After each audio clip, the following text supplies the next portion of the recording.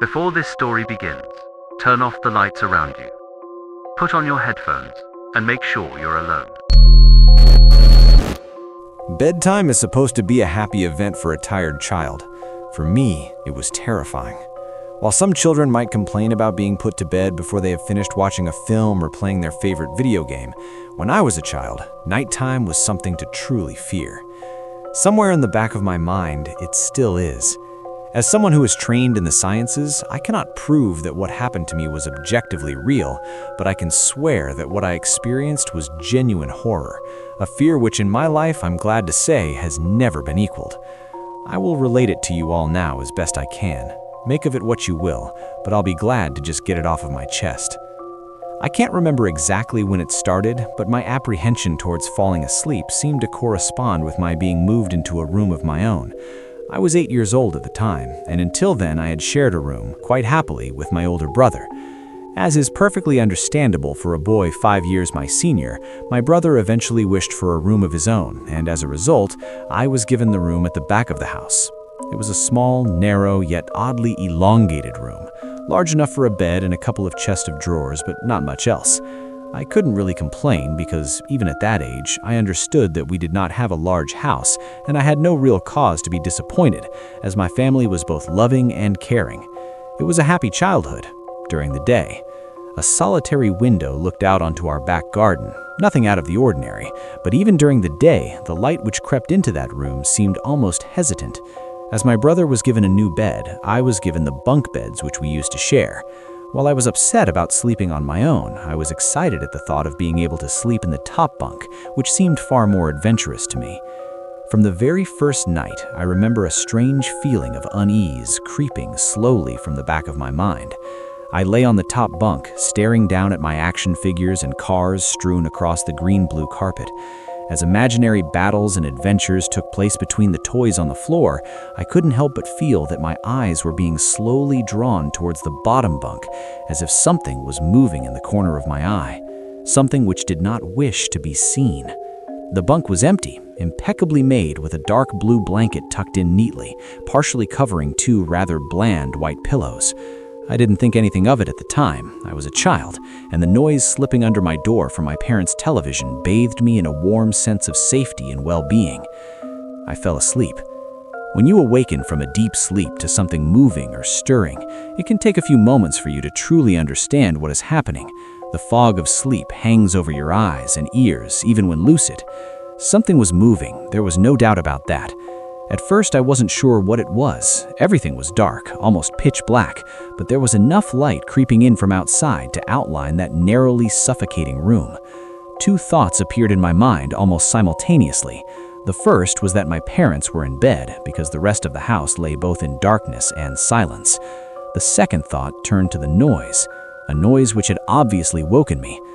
As the last cobwebs of sleep withered from my mind, the noise took on a more familiar form. Sometimes the simplest of sounds can be the most unnerving.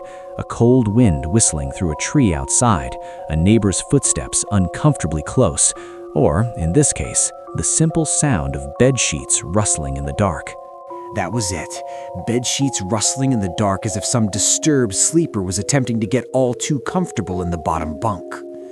I lay there in disbelief, thinking that the noise was either my imagination or perhaps just my pet cat finding somewhere comfortable to spend the night. It was then that I noticed my door, shut as it had been as I'd fallen asleep. Perhaps my mom had checked in on me and the cat had sneaked into my room then. Yes, that must have been it. I turned to face the wall, closing my eyes in the vain hope that I could fall back to sleep. As I moved, the rustling noise from underneath me ceased. I thought that I must have disturbed my cat, but quickly I realized that the visitor in the bottom bunk was much less mundane than my pet trying to sleep, and much more sinister. As if alerted to and disgruntled by my presence, the disturbed sleeper began to toss and turn violently, like a child having a tantrum in their bed. I could hear the sheets twist and turn with increasing ferocity. Fear then gripped me, not like the subtle sense of unease I had experienced earlier, but now potent and terrifying. My heart raced as my eyes panicked, scanning the almost impenetrable darkness. I let out a cry. As most young boys do, I instinctively shouted on my mother. I could hear something stir on the other side of the house, but as I began to breathe a sigh of relief that my parents were coming to save me, the bunk bed suddenly started to shake violently, as if gripped by an earthquake, scraping against the wall. I could hear the sheets below me thrashing around, as if tormented by malice. I did not want to jump down to safety, as I feared the thing in the bottom bunk would reach out and grab me, pulling me into the darkness. So I stayed there, white knuckles clenching my own blanket like a shroud of protection. The wait seemed like an eternity. The door finally and thankfully burst open, and I lay bathed in light, while the bottom bunk, the resting place of my unwanted visitor, lay empty and peaceful. I cried, and my mother consoled me. Tears of fear, followed by relief, streamed down my face. Yet through all of the horror and relief, I did not tell her why I was so upset. I cannot explain it, but it was as though whatever had been in that bunk would return if I even so much as spoke of it or uttered a single syllable of its existence. Whether that was the truth, I do not know, but as a child, I felt as if that unseen menace remained close, listening. My mother lay in the empty bunk, promising to stay there until morning. Eventually, my anxiety diminished. Tiredness pushed me back towards sleep, but I remained restless, waking several times momentarily to the sound of rustling bedsheets. I remember the next day wanting to go anywhere, be anywhere, but in that narrow, suffocating room. It was a Saturday, and I played outside, quite happily with my friends. Although our house was not large, we were lucky to have a long, sloping garden in the back. We played there often, as much of it was overgrown and we could hide in the bushes, climb in the huge sycamore tree which towered above all else, and easily imagine ourselves in the throes of a grand adventure in some untamed exotic land. As fun as it all was, occasionally my eye would turn to that small window, ordinary, slight, and innocuous.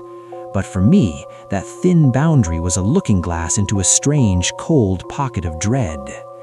Outside, the lush green surroundings of our garden filled with the smiling faces of my friends could not extinguish the creeping feeling clawing its way up my spine, each hair standing on end. The feeling of something in that room, watching me play, waiting for the night when I would be alone, eagerly filled with hate. It may sound strange to you, but by the time my parents ushered me back into that room for the night, I said nothing. I didn't protest. I didn't even make an excuse as to why I couldn't sleep there. I simply and sullenly walked into that room, climbed the few steps into the top bunk, and then waited. As an adult, I would be telling everyone about my experience, but even at that age, I felt almost silly to be talking about something which I really had no evidence for. I would be lying, however, if I said this was my primary reason. I still felt that this thing would be enraged if I so much as spoke of it. It's funny how certain words can remain hidden from your mind, no matter how blatant or obvious they are. One word came to me that second night, lying there in the darkness alone, frightened, aware of a rotten change in the atmosphere, a thickening of the air as if something had displaced it. As I heard the first casual twists of the bedsheets below, the first anxious increase of my heartbeat at the realization that something was once again in the bottom bunk, that word, a word which had been sent into exile, filtered up through my consciousness, breaking free of all repression, gasping for air, screaming, etching, and carving itself into my mind. Ghost. As this thought came to me, I noticed that my unwelcome visitor had ceased moving. The bedsheets lay calm and dormant, but they had been replaced by something far more hideous. A slow, rhythmic, rasping breath heaved and escaped from the thing below. I could imagine its chest rising and falling with each sordid wheezing and garbled breath. I shuddered and hoped beyond all hope that it would leave without occurrence. The house lay, as it had the previous night, in a thick blanket of darkness. Silence prevailed, all but for the perverted breath of my as-yet unseen bunkmate. I lay there, terrified. I just wanted this thing to go, to leave me alone. What did it want? Then something unmistakably chilling transpired. It moved. It moved in a way different from before. When it threw itself around in the bottom bunk, it seemed unrestrained, without purpose, almost animalistic. This movement, however, was driven by awareness, with purpose, with a goal in mind. For that thing lying there in the darkness, that thing which seemed intent on terrorizing a young boy, calmly and nonchalantly sat up. Its labored breathing had become louder as now only a mattress and a few flimsy wooden slats separated my body from the unearthly breath below. I lay there, my eyes filled with tears. A fear which mere words cannot relate to you or anyone else coursed through my veins. I would not have believed that this fear could have been heightened, but I was so wrong. I imagined what this thing would look like, sitting there listing from below my mattress, hoping to catch the slightest hint that I was awake. Imagination then turned to an unnerving reality. It began to touch the wooden slats which my mattress sat on. It seemed to caress them carefully, running what I imagined to be fingers and hands across the surface of the wood. Then, with great force, it prodded angrily between two slats into the mattress. Even through the padding, it felt as though someone had viciously stuck their fingers into my side. I let out an almighty cry, and the wheezing, shaking, and moving thing in the bunk below replied in kind by violently vibrating the bunk as it had done the night before. Small flakes of paint powdered onto my blanket from the wall as the frame of the bed scraped along it, backwards and forwards.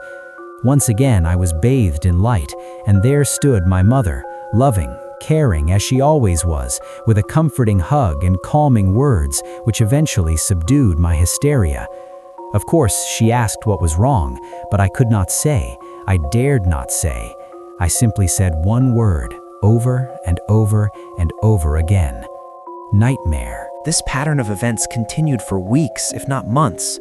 Night after night, I would awaken to the sound of rustling sheets. Each time I would scream so as to not provide this abomination with time to prod and feel for me. With each cry, the bed would shake violently, stopping with the arrival of my mother, who would spend the rest of the night in the bottom bunk, seemingly unaware of the sinister force torturing her son nightly. Along the way, I managed to feign illness a few times and come up with other less than truthful reasons for sleeping in my parents' bed, but more often than not, I would be alone for the first few hours of each night in that place. The room with a light from outside did not sit right. Alone with that thing. With time, you can become desensitized to almost anything, no matter how horrific. I had come to realize that for whatever reason, this thing could not harm me when my mother was present. I am sure the same would have been said for my father, but as loving as he was, waking him from sleep was almost impossible. After a few months, I had grown accustomed to my nightly visitor. Do not mistake this for some unearthly friendship. I detested the thing. I still feared it greatly, as I could almost sense its desires and its personality, if you could call it that. One filled with a perverted and twisted hatred, yet longing for me, of perhaps all things. My greatest fears were realized in the winter. The days grew short, and the longer nights merely provided this wretch with more opportunities.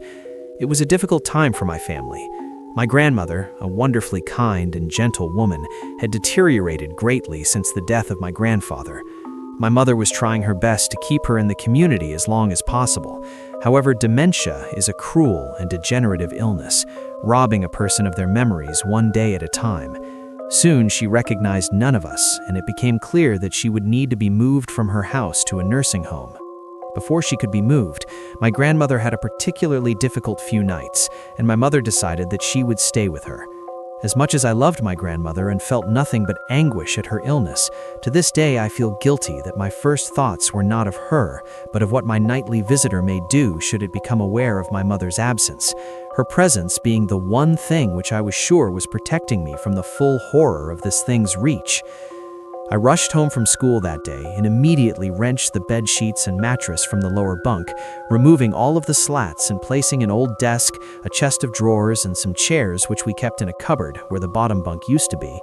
I told my father I was making an office, which he found adorable, but I'd be damned if I'd give that thing a place to sleep for one more night. As darkness approached, I lay there knowing my mother was not in the house. I did not know what to do. My only impulse was to sneak into her jewelry box and take a small family crucifix which I had seen there before.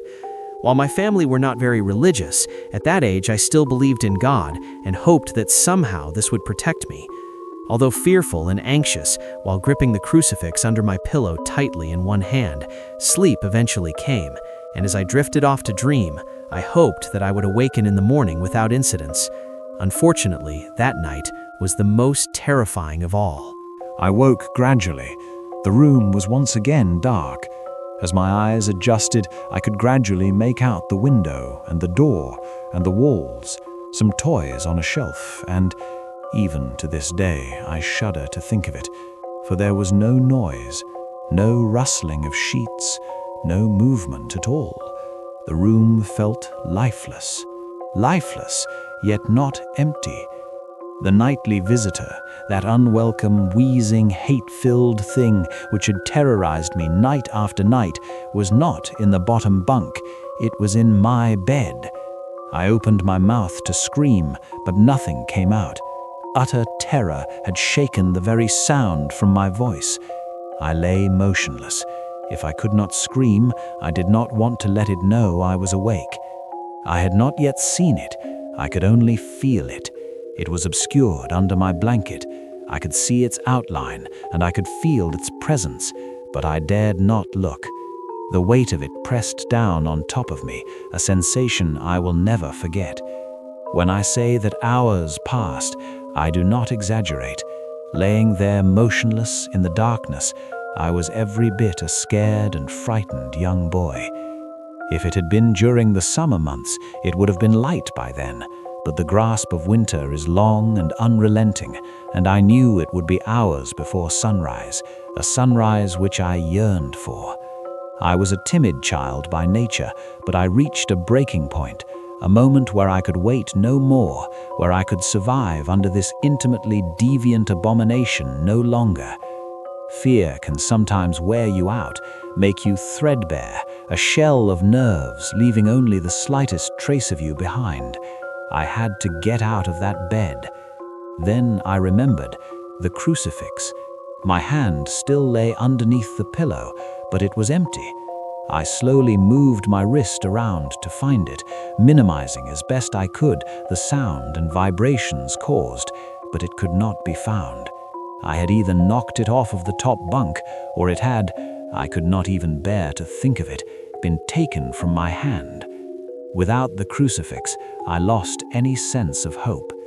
Even at such a young age, you can be acutely aware of what death is and intensely frightened of it.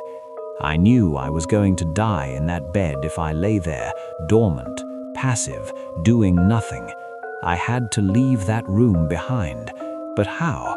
Should I leap from the bed and hope that I make it to the door? What if it is faster than me? Or should I slowly slip out of that top bunk, hoping to not disturb my uncanny bedfellow? Realizing that it had not stirred when I moved, trying to find the crucifix, I began to have the strangest of thoughts. What if it was asleep? It hadn't so much as breathed since I had woken up. Perhaps it was resting, believing that it had finally got me, that I was finally in its grasp. Or perhaps it was toying with me. After all, it had been doing just that for countless nights, and now with me under it, pinned against my mattress with no mother to protect me, maybe it was holding off, savoring its victory until the last possible moment, like a wild animal savoring its prey. I tried to breathe as shallowly as possible, and mustering every ounce of courage I could, I reached over slowly with my right hand and began to peel the blanket off of me. What I found under those covers almost stopped my heart. I did not see it, but as my hand moved the blanket, it brushed against something smooth and cold, something which felt unmistakably like a gaunt hand. I held my breath in terror, as I was sure it must now have known that I was awake. Nothing. It did not stir. It felt dead. After a few moments, I placed my hand carefully further down the blanket and felt a thin, poorly formed forearm. My confidence and almost twisted sense of curiosity grew as I moved down further to a disproportionately larger bicep muscle. The arm was outstretched, lying across my chest, with the hand resting on my left shoulder as if it had grabbed me in my sleep. I realized that I would have to move this cadaverous appendage if I even so much as hoped to escape its grasp.